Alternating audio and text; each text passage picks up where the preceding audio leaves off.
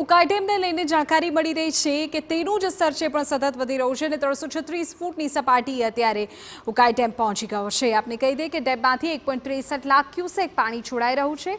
સુરત વિયરકમ કોઝવેની સપાટી અત્યારે 9 મીટરે પહોંચી છે। કોઝવેમાંથી તાપી નદીમાં 1.98 લાખ ક્યુસેક પાણી છોડાયું છે। તાપી નદીના કેચમેન્ટ વિસ્તારમાં પણ ભારે વરસાદના સમાચાર છે, જેને લઈ તાપી નદીમાં પાણીની આવક સતત વધી રહી છે। હાલમાં તાપી નદી 2 કાંઠે વહી રહી છે।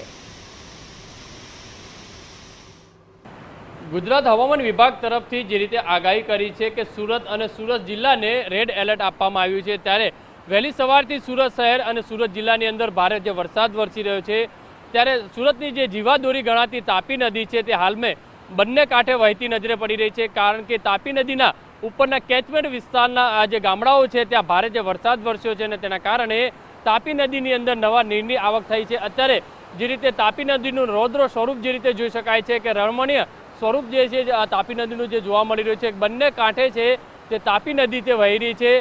સુરતની અંદર જે વિયરકમ કોઝવે છે, રાંદેર અને કતારગામને જોડતો વિયરકમ કોઝવે છે, ત્યાં 9 મીટરથી ઓવરફ્લો થઈ અને જે તાપી નદી ઉપરથી જે પાણી છે તે પસાર થતા નજરે પડી રહ્યું છે।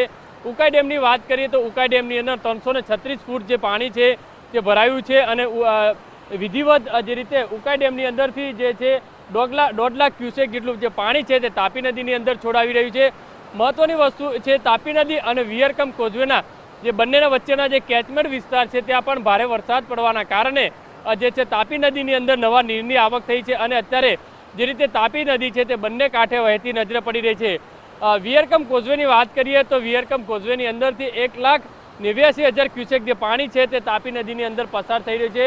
અત્યારે જે રીતે દ્રશ્યો જોઈ શકાય છે કે વિયરકમ કોઝવેના રૌદ્ર સ્વરૂપ છે તે જોવા મળી રહ્યું છે।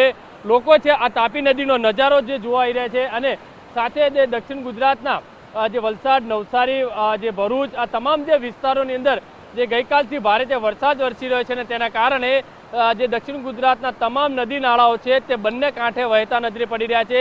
અત્યારે જે નવા નીર છે, તમામ જે નદીઓ છે, નાળા છે, જે ખાડીઓ છે તેની અંદર જે નવા નીર છે તે જોવા મળી રહ્યા છે, કારણ કે હજુ પણ હવામાન વિભાગ તરફથી જે આગાહી કરી છે સુરત અને સુરત જિલ્લાને જે રેડ એલર્ટ જે જાહેર કરી છે, એટલે તમામ તકેદારીના ભાગરૂપે તંત્ર દ્વારા તમામ જે તૈયારી છે તે એલર્ટ મોડ ઉપર જોવા મળી રહી છે।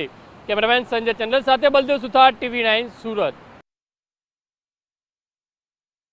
નોર્થર્ન